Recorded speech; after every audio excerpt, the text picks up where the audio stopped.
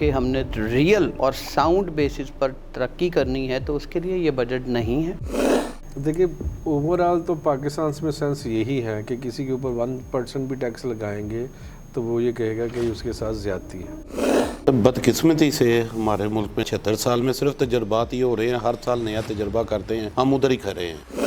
وفاقی بجٹ 2024 اور 25 خسارے میں پیش کر دیا گیا ہے کہ واقعی عوام کو ریلیف ملے گا۔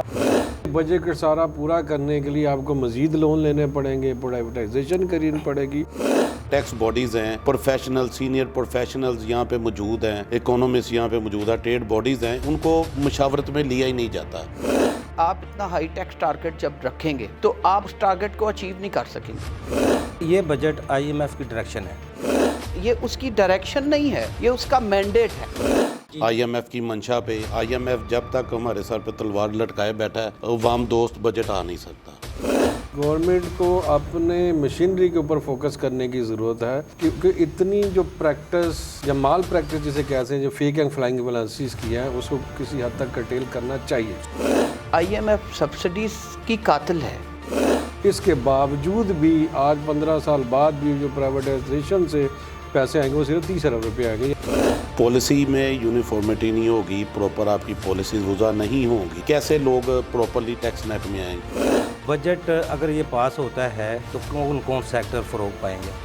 سولر انرجی ہے، IT سیکٹر ہے، آلٹرنیٹ انرجی ہے، وہی فروغ پا سکتا ہے۔ اس سارے بجٹ میں جو پروموٹ کیا گیا ہے وہ سروسز سیکٹر کو ہی کیا گیا۔ تو اگر یہ بجٹ بنایا ہے اور IMF نے اسے ایکسیپٹ کر لیا ہے تو اس کا مطلب ہے کہ IMF ایکچولی یہی بجٹ چاہتی ہے۔ 240 ملین کی جو پبلک میں صرف 5 سے 6 ملین لوگ جو ٹیکس نیٹ میں ہیں، اس سے بڑی بدقسمتی کیا ہونی ہے؟ IMF تو نہیں کہتا آپ یہ ٹیکس یہ غریب پہ لگا دیں، یہ وہ پہ لگا دیں، وہ تو ہمیشہ سے کہتا ہے اشرافیہ پہ لگائیں ٹیکس۔ IMF کبھی بھی لوور ٹیکس انسینٹیوز جو آپ نے دیے ہوتے ہیں ان کو پسند نہیں کرتی۔ موجودہ ٹیکس پیئر کے اوپر آپ 100% ٹیکس بھی لگا دیں تو کچھ نہیں ہونے والا۔